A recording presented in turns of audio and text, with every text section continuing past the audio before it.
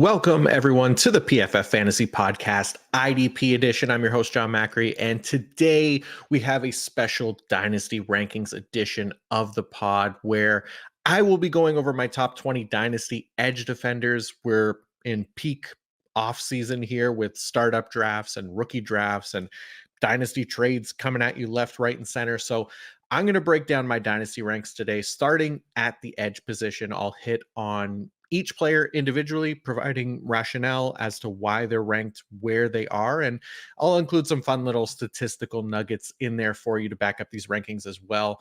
There's going to be some good info here. I'm excited to get into it. So let's get it.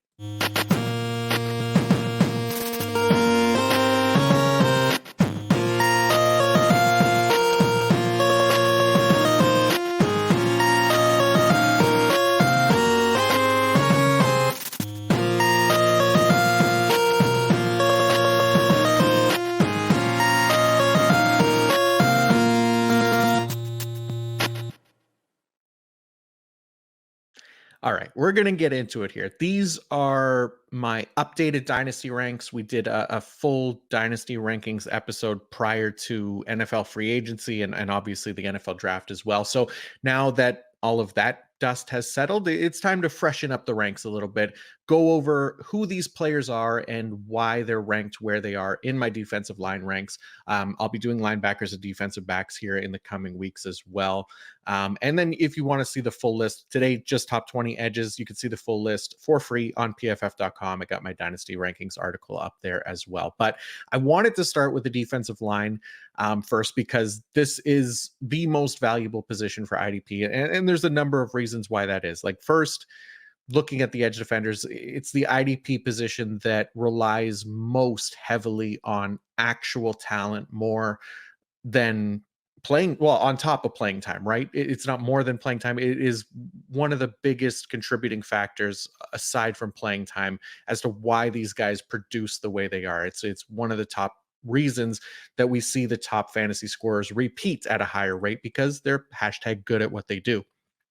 That being said, playing time, again, being a great, obviously, correlation for production. Obviously, I may have found a metric, which we'll get into it a little bit, that actually correlates better to actual sacks than just playing time on its own. And it turns out to correlate strongly year to year as well, which I'm pretty excited to get into. I'll cover that in the episode.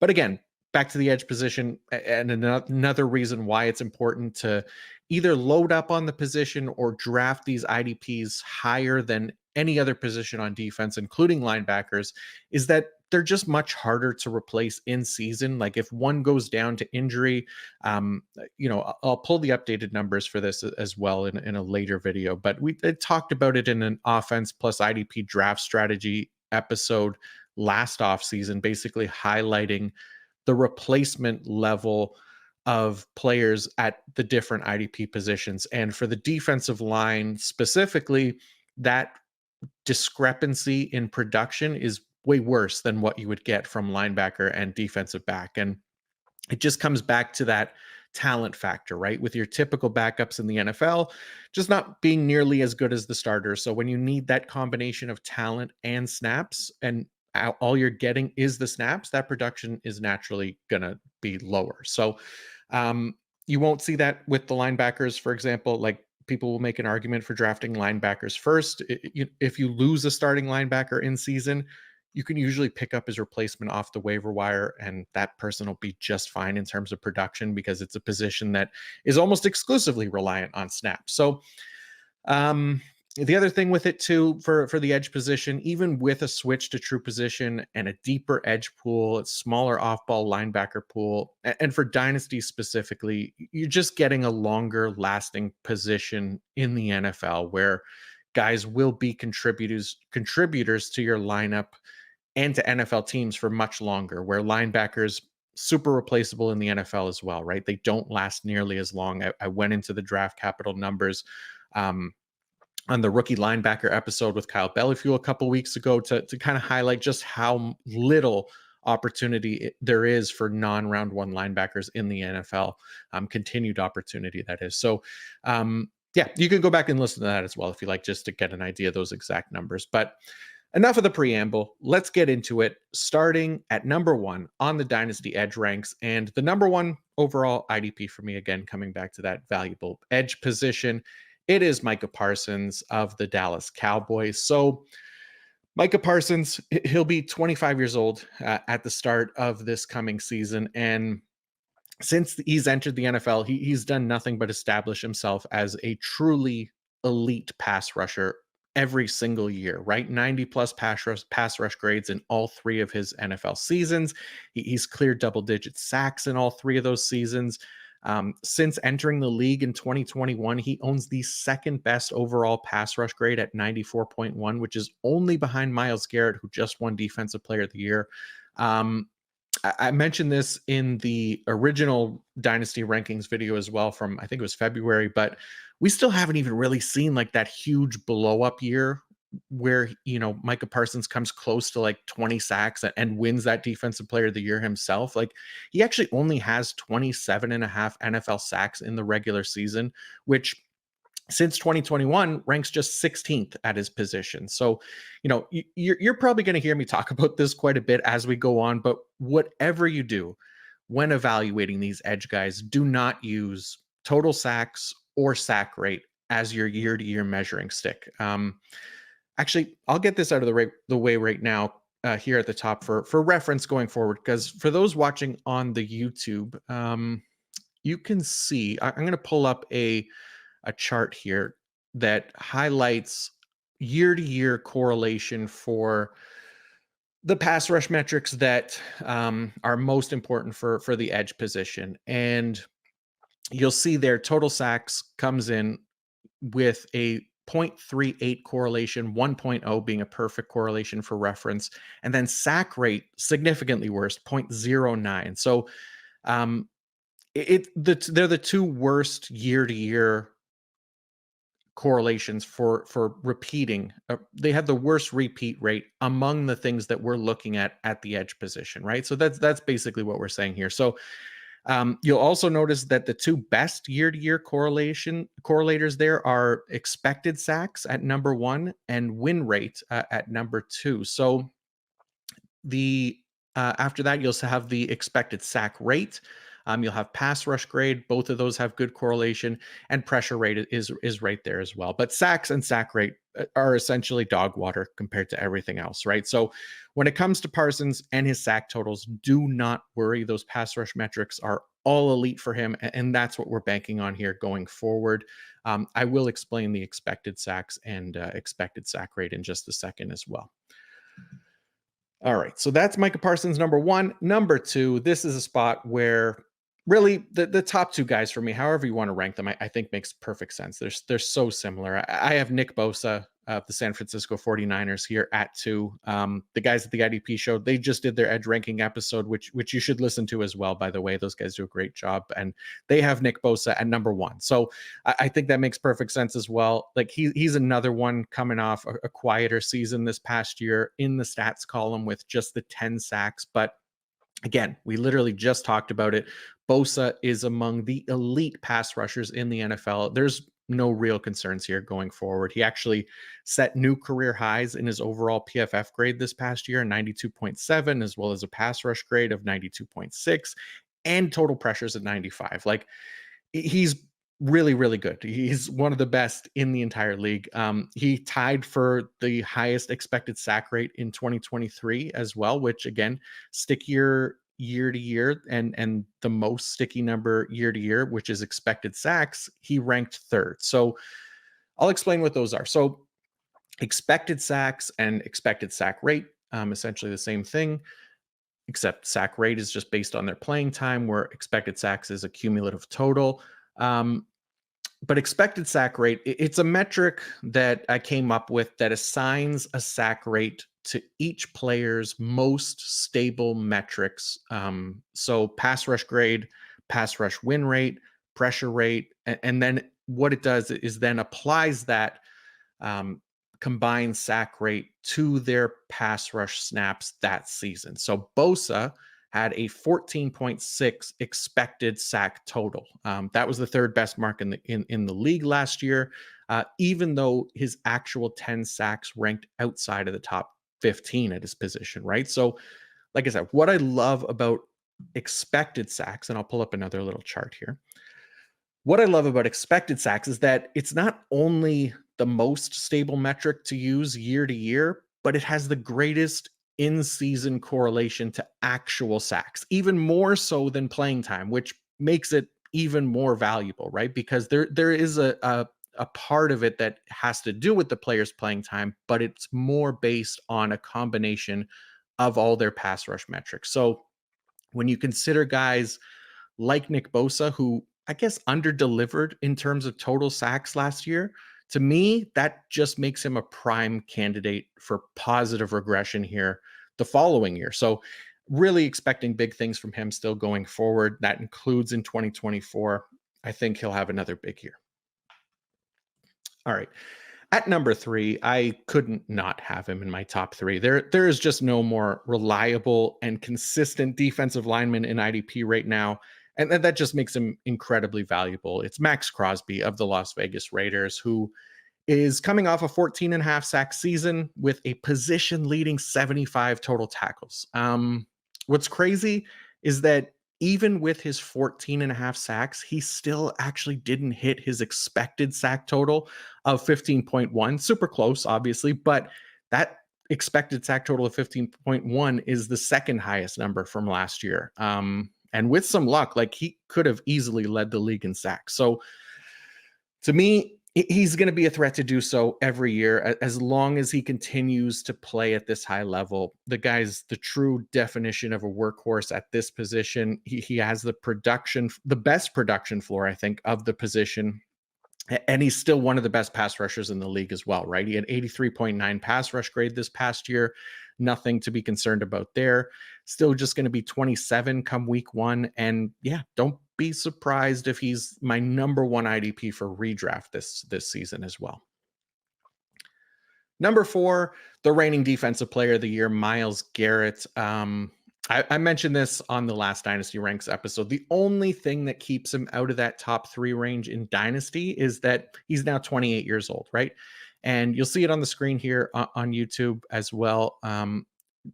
That tackle floor is kind of the one thing that has been a detriment to his fantasy production. He's a negative 12.8 in terms of tackles versus expected last year. So it's one small thing. You're banking on, again, another elite player here at the position. You look at the expected sack totals and the actual sack totals year over year. The guy is dominant. He's productive as a pass rusher.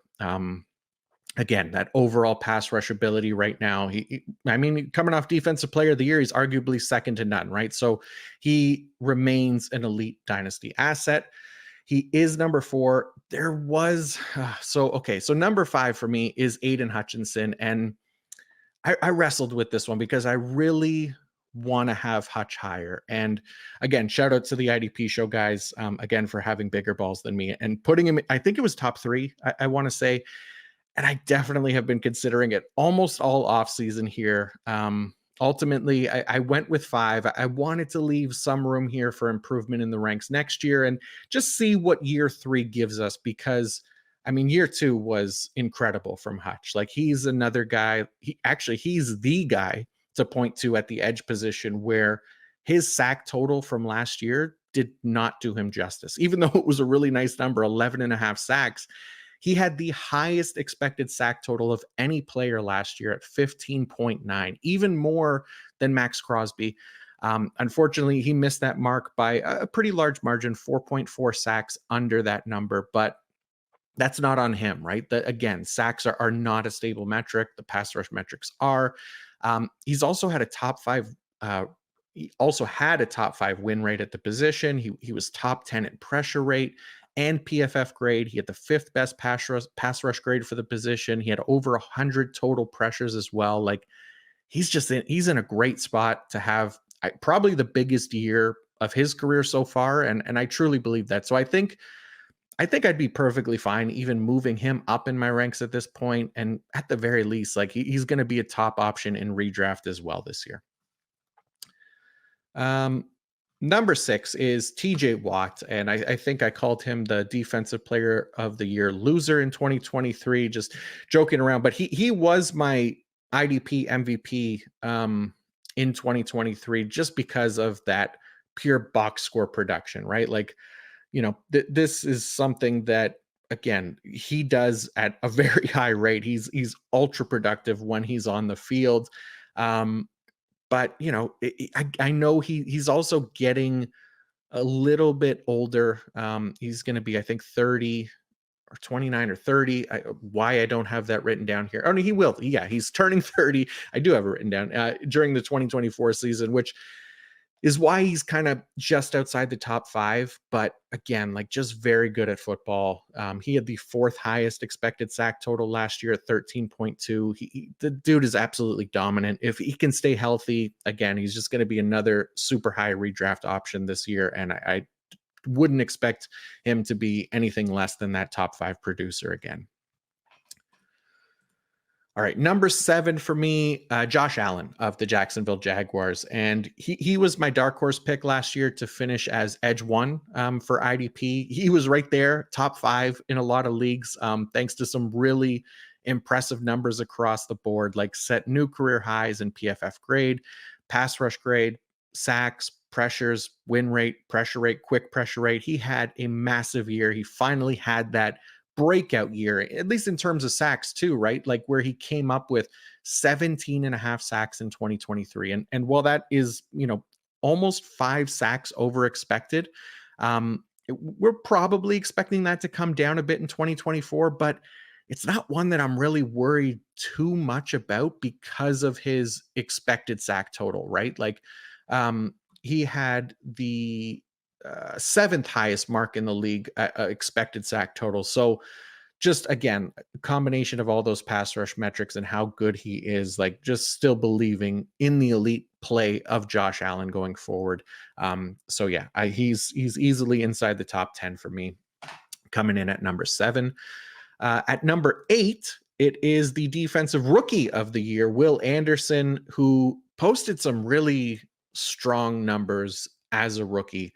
And that includes an 11.5% quick pressure rate, which ranked 8th among all edge defenders.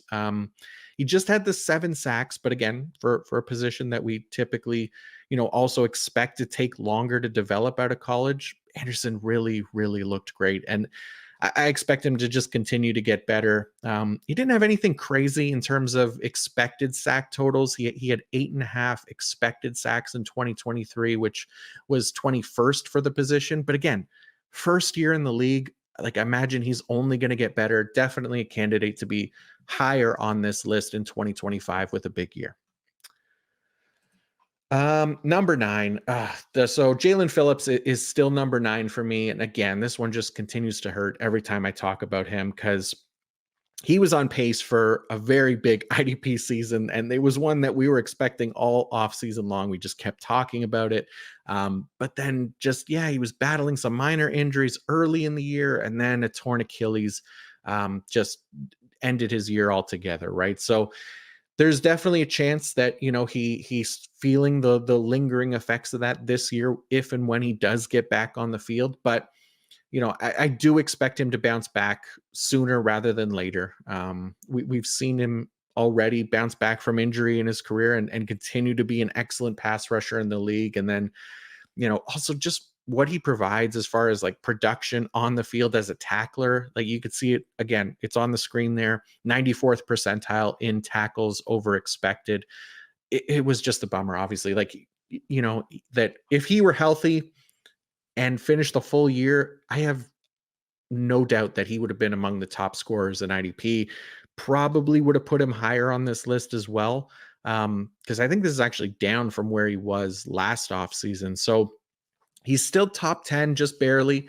But I really hoping for a nice bounce back from Jalen Phillips if he can get healthy. But I can understand if he's not going this high in your leagues.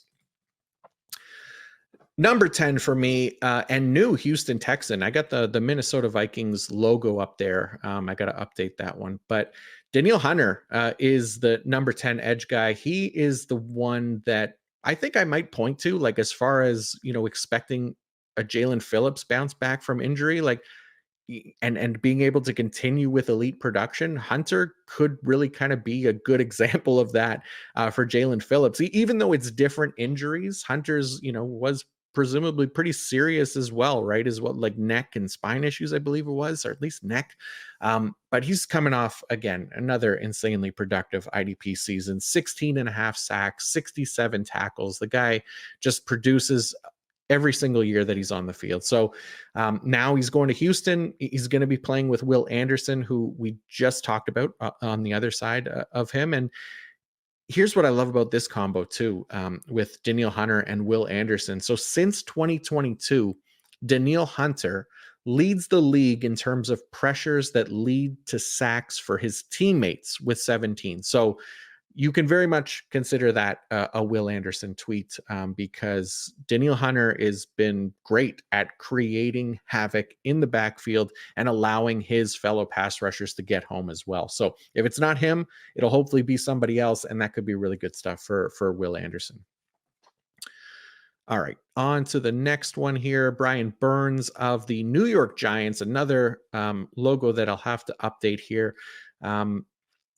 I did update them, but I didn't update them in the slide, so I apologize for that. But Brian Burns gets traded to the New York Giants this offseason. He'll join, probably the best defensive line that he's ever been a part of. I say probably, but almost a guarantee that it's the best defensive line that he's been a part of, with Dexter Lawrence and Kayvon Thibodeau as well. I will say Burns, he hasn't been amazing as an NFL player, I think, relative to how most of the general public view him. And obviously relative to how he was paid this offseason as well. Just hasn't taken like any significant steps in development as that elite pass rusher that most of us assume that he can be. Like, you could see it on the screen here on YouTube. 75.2 pass rush grade. It's good, but it's not amazing. Same thing with the win rate: 13.1%, 11.1%. Like, they're good, not great numbers, right, for what we're expecting from Brian Burns. And you could see it in his expected sack totals as well, on the lower end there. So that being said, he's going to get drafted highly in dynasty drafts and redrafts. So if you really want him, this is kind of the spot where I'd probably feel most comfortable about taking him, because he's still young. He has all the tools to turn, that into a monster year on any given year. And it could very well be this year with New York. He'll get, plenty of opportunities to kind of pin his ears back and go after the quarterback, with potentially more opportunity for cleanup sacks as well. So still like Brian Burns. Don't love Brian Burns, I guess. Hassan Reddick is number 12 on the list. He is now with the New York Jets. See, I updated the logo. I didn't update the team. I'm a disaster with these graphics, people. I apologize. But Hassan Reddick is now with the New York Jets. I don't know exactly what I really want to do with Reddick here in Dynasty or redraft as he joins another new team this year. Like, my head tells me not to worry about it, because he's literally been super productive everywhere he's been, whether it's with Arizona or Carolina or Philadelphia. I kind of expect more of the same for the most part with the Jets, to be honest. Like, the consistency of Reddick has just been the most impressive thing for me. He's got a top 10 pass rush grade since 2016. He's top 10 in expected sacks over that span as well.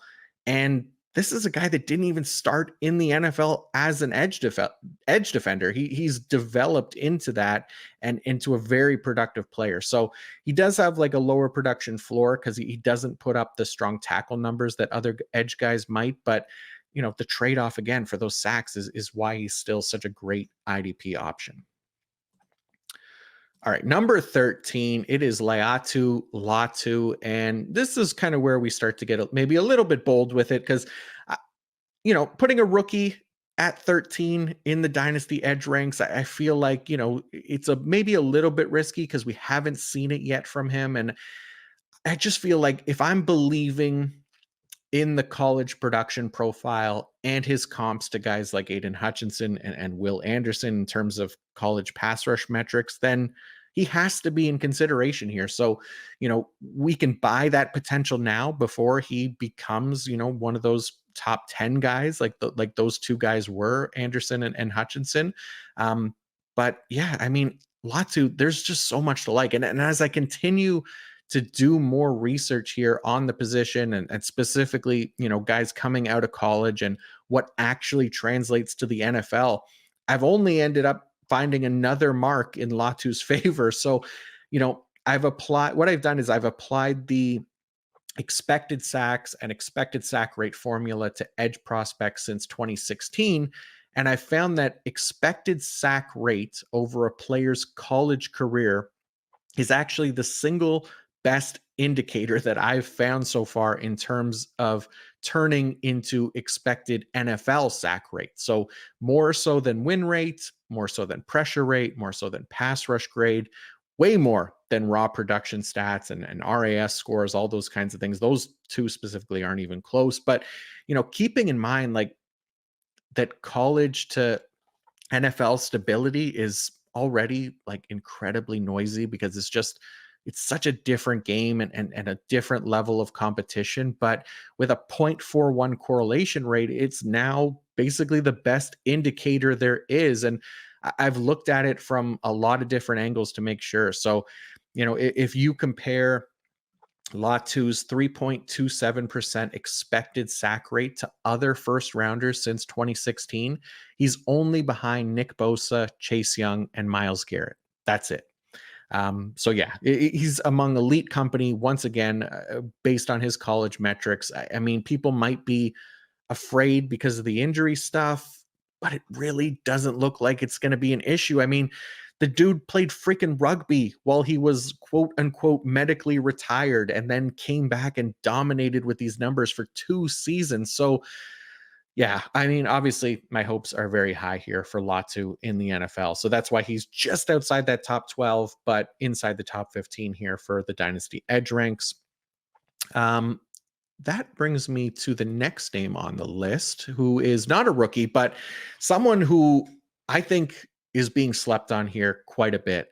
It's Alex Highsmith, who I absolutely love for this coming season. I already know I'm probably going to have a ton of Highsmith in drafts this year because people are going to be down on him due to having just 7 sacks in 2023, right? So if you've been paying attention at all in this episode, you will know that that total does not matter, right? So instead, what matters is that Alex Highsmith set new career highs this past year as a pass rusher, which includes an 86.2 pass rush grade, 69 pressures, and a 90.3 overall PFF grade, all of which were top 15 marks at his position this past season. And most importantly of all, 11.3 expected sacks, right? That is the 11th highest mark at the position.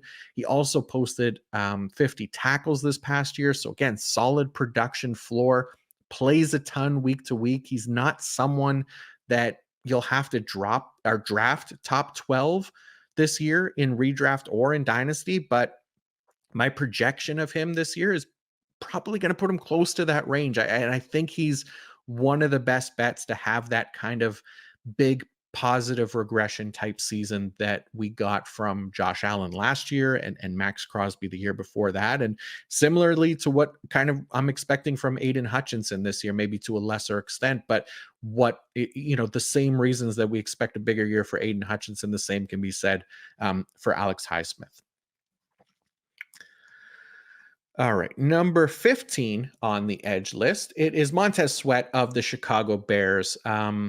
So yeah, going to go a little quicker here to round out the top 20, but with Montez Sweat, number 15, Sweat is the one that I don't know. I'm probably not going to be too high on in redraft, just judging by where I've seen him go already this offseason. And honestly, he feels a lot like the other two guys who talked, Hassan Reddick and Brian Burns, to me, in that he's been productive.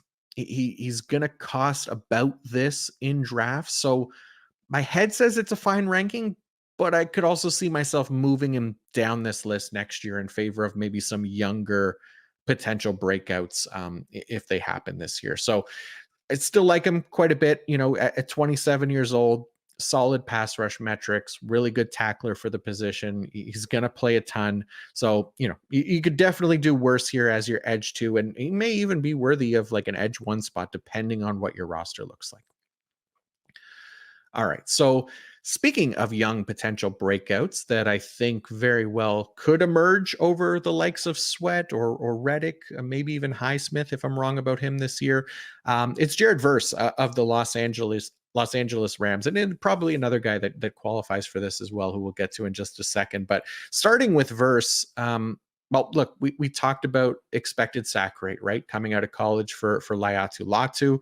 Versus right there as well. Latu was 3.27% versus 3.20%. So, college Will Anderson and Montez Sweat basically filled the space in between Latu and Verse in those rankings there. And he's actually tied with TJ Watt in that regard as well, when he was coming out of college. So I love Verse coming out. He gets an amazing landing spot with the Rams where he'll see plenty of opportunities right out the gate.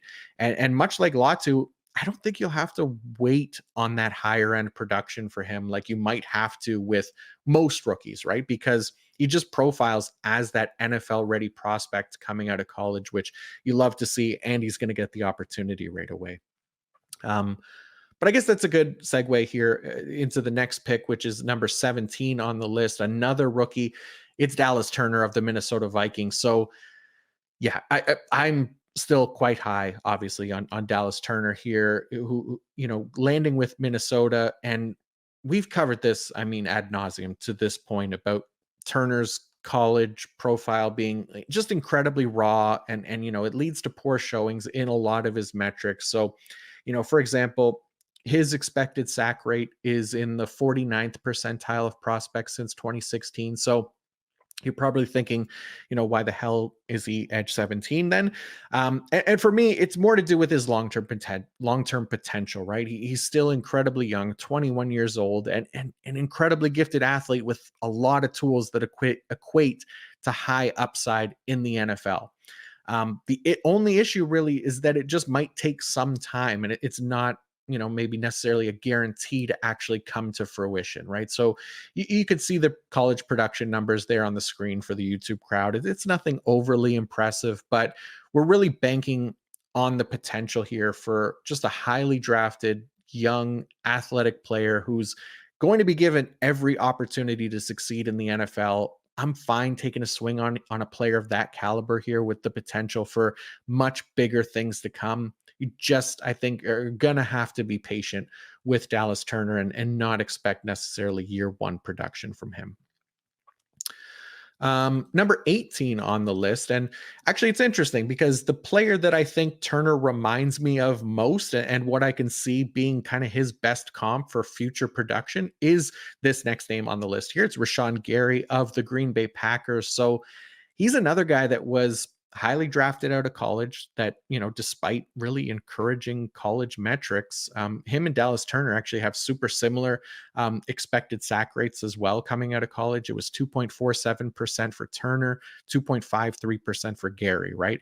But Rashawn Gary had all those physical tools that teams are going to covet and bank on to turn into high-end pass rushers. And, it took Gary some time to get there in the NFL as well. And he really hit his stride in 2021. He had an expected sack total of 11.8 that year. That was a top 5 mark at the time. Unfortunately, tore his ACL in 2022 while he was on pace to potentially even beat that 2021 number. And then I don't think he was fully healthy in 2023, despite getting a nice 9 sacks for us. So maybe I'm banking too much on that return to 2021 form a little bit here with this edge 18 ranking. But I think, another year removed from that ACL, still just 26 years old too. Like, he has some really encouraging pass rush metrics even last year to say that, he can definitely still be a big time IDP for us this year. So yeah, I'm still very much a believer in Rashawn Gary, obviously. All right, 2 names left. And number 19 on the list is Kayvon Thibodeaux of the New York Giants. And this one, I think, is probably going to be higher on most people's list and probably overdrafted in redraft this year. But a guy I still like long term. So Kayvon Thibodeaux, again, of the New York Giants. Really interesting name in that he is a former top 5 pick from just 2 seasons ago, coming out the same year as Aiden Hutchinson, and delivered a really strong 11.5 sacks in 2023 after just a 4 sack showing as a rookie. So here's the problem I find with Thibodeau is that his pass rush metrics, I mean, they were like straight dookie last year. Like 63.1 pass rush grade, ranked 81st among edge defenders, 8.6% pressure rate, tied for 100th among edge defenders, 6.4% pass rush win rate, tied for 106th among edge defenders, and 1.1% expected sack rate, ranked 83rd. So I like Thibodeau, again, more long term than anything. And I think he'll have a better year in 2024, at least metrics wise. But there is probably no better regression candidate at the position right now than him. And I think that happens here in 2024. So I fully expect his sack totals to come down. Then you add in that he had the third worst tackles versus expected total last year at the position at minus 20.3. Like, he's going to be probably the biggest fade for me in 2024 because I'm seeing him go top 12 easily in most drafts. I don't think he's going to be worth that this season. Long term, I think you can make the argument for him, but 2023 was not nearly as good as those sack totals will tell you. Again, it probably sounds like I hate him, but I actually do believe in him long term to put it together and get back on track. But I think that is going to come at the cost of his 2024 production, at least a bit, right? He's just going to experience, I think, that natural regression at the position. All right, last name on the list here, and it's one that IDP managers have pretty much grown to hate. It seems like it's Joey Bosa of the Los Angeles Chargers. He is not anyone's favorite right now, despite his brother being the apple of our eye, right? It's injuries, right? Every effing year with him, it's the same damn thing over and over. So I could see, him not being in the top 20 for a lot of people. For me, I mean, the problem is like when he's on the field, he's one of the best pass rushers in the entire league, like arguably top 5 to 8 maybe, but again, he'd probably be higher on this list if it just weren't for injuries. And he's also getting up there in age a bit. He'll be 29 at the start of this season. So I still don't mind taking a shot on him because he's actually relatively cheap now when factoring in, this potential upside for him. So he's still, it's just barely cracking the top 20 for me here. And I think this year he'll have to stay healthy, or, I mean, nobody may draft him ever again, right? Like, uh, we just did a make or break fantasy season pod for the offensive side of things this week. And I mean, if we're doing one for IDP, Joey Bosa has to be on this list because we just can't get another injury riddled season from him, or where we're kicking him to the curb for good. And I still believe in the upside, but we need him to be healthy, and he just hasn't been that. So we'll see if that continues into this year. But that's it. That's the top 20 there. So to recap, it is at number 1, Micah Parsons. Number 2, Nick Bosa. Number 3, Max Crosby. Number 4, Myles Garrett. Number 5, Aiden Hutchinson. Number 6, TJ Watt. Number 7, Josh Allen. Number 8, Will Anderson. Number 9, Jalen Phillips. Number 10, Danielle Hunter. Number 11, Brian Burns. Number 12, Hassan Reddick. Number 13, Laiatu Latu. Number 14, Alex Highsmith. Number 15, Montez Sweat. Number 16, Jared Verse. 17, Dallas Turner. 18, Rashawn Gary. 19, Kayvon Thibodeau. And 20, everyone's favorite, Joey Bosa. But that is going to do it for the edge position. You can check out my entire list of IDP Dynasty rankings on PFF.com right now for free. I did a top 300. Broke them into tiers, provided some rationale in there as well, and scoring and roster requirements and things like that as well, just to provide a little bit more context to the rankings. But also, obviously, there's going to be more players in there. So you can find that full article on PFF.com, and I'll link it in the episode description as well. And then the other thing, one last thing I do want to say is that I put together a dynasty trade value chart as well for IDP that utilizes my dynasty IDP rankings, as well as the basically trade value system that Nathan Yonke put together on PFF.com. So utilizing that and Nate's offensive side, you can kind of see where the values are for your IDPs in trades with offensive players as well. And then I included 5 rounds worth of rookie picks values in there as well. So just to kind of get a sense of where these guys are, should be valued, at least in my eyes, for dynasty rankings. So even if you don't, agree with it fully, it's a starting point to kind of get an idea of how you would potentially do it. So something to keep in mind, that you could check that out on pff.com as well. I'll link that in the description as well for people that are interested. But that's going to do it. I'm going to continue to do these dynasty rankings or not edge, but IDP episodes. For the next couple of weeks, we'll hit on linebackers, we'll hit on defensive backs as well. Probably defensive tackles, I want to say too. We'll see. I'm trying to see what the schedule is going to look like, but either way, we'll have at least 2 more of these Dynasty IDP rankings episodes to get into. So I hope you enjoyed it. I know it's just me talking. I apologize. And I thank you guys for bearing with me and for tuning in. Again, if you are on YouTube, please like and subscribe. It helps me a ton, and I greatly appreciate it. And feel free to shout in the comments too. If you disagree with the rankings or you have questions, I'm always happy to talk. So thank you all again. And until next time, peace out.